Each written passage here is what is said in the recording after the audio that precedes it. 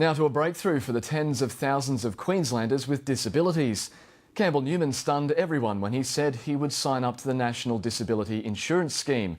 The stroke of the Premier's pen means the $2 billion scheme will be phased in by July 2016 and fully operational by 2019. Now a team of 17 experts will provide advice to the government on how the system will best work. One of those experts, Fiona Anderson from lobby group Every Australian Counts, joined me earlier. Fiona Anderson, thanks for joining us. At what point did you think the NDIS really would become a reality in Queensland? Well, we were very, very happy last year when the Premier announced a very substantial injection of funds into the Queensland disability system.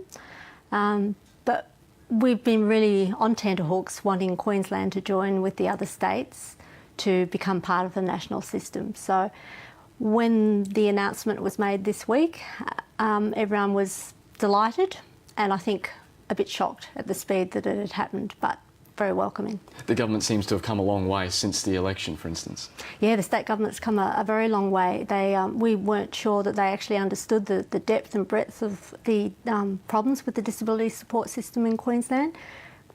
Very chronically overfunded for decades, very inflexible support, just not meeting people's needs at all.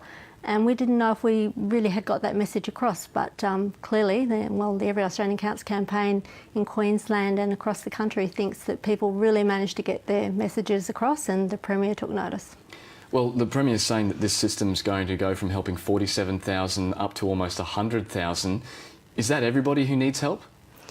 We don't know exactly the numbers because so many people don't even register for support because people know that there just isn't enough money to go around, so they don't go through the very onerous, complicated assessment processes that have existed. But the numbers the Premier's quoted are, I think, fairly close to the mark.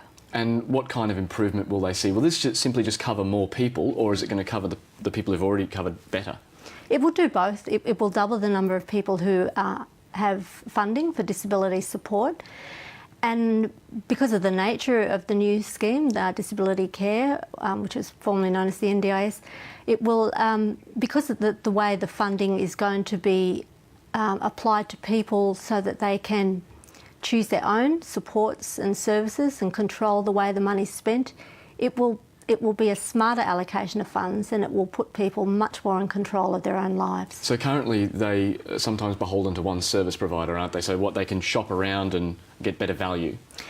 If you get funds to start with, then yes, you're restricted on what service provider you can actually use, and that's usually linked to the type of disability you're diagnosed as having. Of course, some people don't actually have a diagnosis for a disability, and they often slip through the net completely. No diagnosis, quite often no funding. Under the new system, you'll be able to work out what kind of supports you need to enable you to participate in ordinary everyday life and what plans you want to make for the future, and you'll be able to work out what would be the best places to spend that support, what companies supply the kind of wheelchairs you need, what organisations provide the personal support that you might need.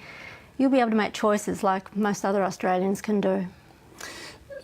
Can you give us an example of what the new system will look like when it starts rolling out? Tasmania is starting off with just young people, other states are going for particular regions. What's Queensland going to do, because you're on the implementation committee? Queensland doesn't have a launch site, so it will be really critical that we stay actively involved with the launch sites in the other states and watch what they do, learn, make judgements about the best way to approach it in Queensland, so that when Queensland actually does start, we're well placed to do it as fast and efficiently and as well as possible.